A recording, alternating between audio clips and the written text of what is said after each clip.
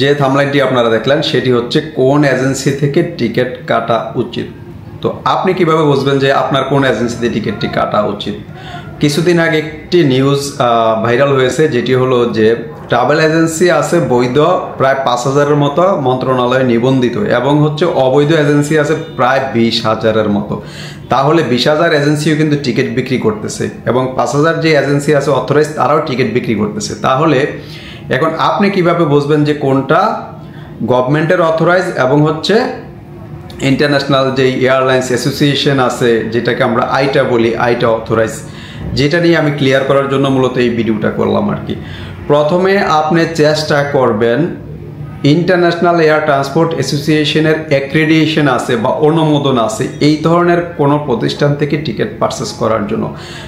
তারপরে second step আপনি রাখবেন হচ্ছে যে বাংলাদেশের যে মন্ত্রণালয়, যে বিমান ও পর্যটন মন্ত্রণালয় থেকে যে সনদটা দেওয়া হয়, সিভিল এভিয়েশন সার্টিফিকেট যেটা আমরা বলে থাকি, মূলত এই ধরনের এজেন্সি থেকে। কারণ হচ্ছে এই অনুমোদনবিহীন কোনো এজেন্সি যদি আপনার কাছে টিকিট বিক্রি করে থাকে, আপনাকে ধরে নিতে হবে যে এই টিকিটটা ওনার না, কারণ ওনার তো টিকিট কাটার অথরিটি থাকে না। সিভিল এভিয়েশন সার্টিফিকেট থাকলেও কিন্তু 2টা বা 3টা এয়ারলাইন্সের, দেশীয় এয়ারলাইন্সের টিকিট কাটার অথরিটি থাকে।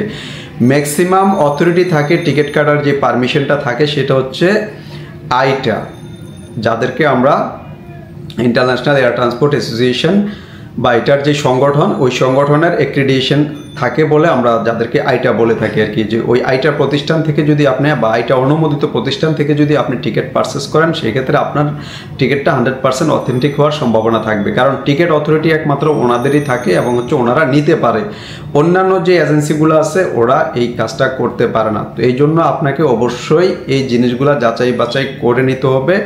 আপনি যেহেতু ট্রাভেল করেন ভাই, আপনি তো 10 বছর ট্রাভেল করবেন আগামী, তাই না? তো 10 বছর যদি আপনি ট্রাভেল করেন, আপনাকে প্রয়োজনে প্রথমে একবার হলো ওই অফিসটি এসে ভিজিট করা উচিত। কেন ভিজিট করা উচিত?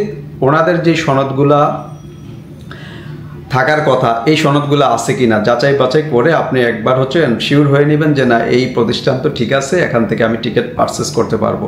তো এই জন্য আপনি প্রথমে একটা প্রতিষ্ঠানকে কনফার্ম করে ফেলেন যে ভাই আপনার এই ডকুমেন্টগুলো আছে কিনা, আমরা একটু দেখতে চাচ্ছি। দেখার পরে যদি আপনার মনে হয় যে না, এই প্রতিষ্ঠান থেকে আমাকে কন্টিনিউ করা উচিত, তখন আপনি কম্পেয়ার করে হচ্ছে অন্যান্য এজেন্সির সাথে অবশ্যই টিকিট নিতে পারবেন। আমি যদি আমাদের যে আইটার যে সনদ, ইন্টারন্যাশনাল এয়ার ট্রান্সপোর্ট অ্যাসোসিয়েশনের যে সনদটি, যেটাকে আমরা সংক্ষেপে আইটা বলে থাকি, এই সনদটি যদি আপনাদেরকে একটু দেখাই, তাহলে আপনারা বুঝতে পারবেন যে আসলে কোন সনদটার কথা আমি এতক্ষণ বললাম বা কোন পারমিশনটার কথা আমি আপনাদেরকে বললাম।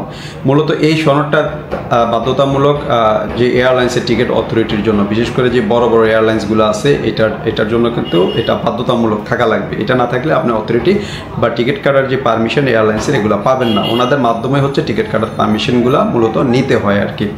তো ওভারঅল হচ্ছে আপনারা কেউ যদি এই ধরনের যে সনদগুলো, আমি তো আসলে জানি না বা বুঝি না, ভবিষ্যতে আমার 5-7 বছর আরও ট্রাভেল করা দরকার, ভালো একটা এজেন্সি সম্পর্কে ধারণা নেই, সেই ক্ষেত্রে আপনারা প্রয়োজনে আমাদের অফিস ভিজিট করতে পারেন। বেসিক একটা নলেজ আমরা চেষ্টা করবো আপনাদেরকে দেওয়ার জন্য, যে ভাই এই জিনিসগুলো থাকলে আপনি ওই প্রতিষ্ঠানটাকে ধরে নিতে পারবেন যে ওরা অথেন্টিক।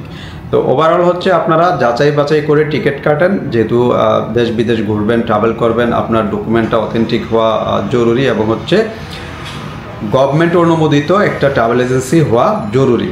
তো যারা আমাদের এই চ্যানেলটি ফলো করেন এবং হচ্ছে ভবিষ্যতে আপনাদের এই ধরনের আপডেট লাগবে, অ্যাটলিস্ট আমাদের এই চ্যানেলটি সাবস্ক্রাইব করে আমাদের সাথেই থাকুন, যাতে এই ধরনের ইনফরমেশনগুলো আমি আপনাদের সাথে শেয়ার করতে পারি।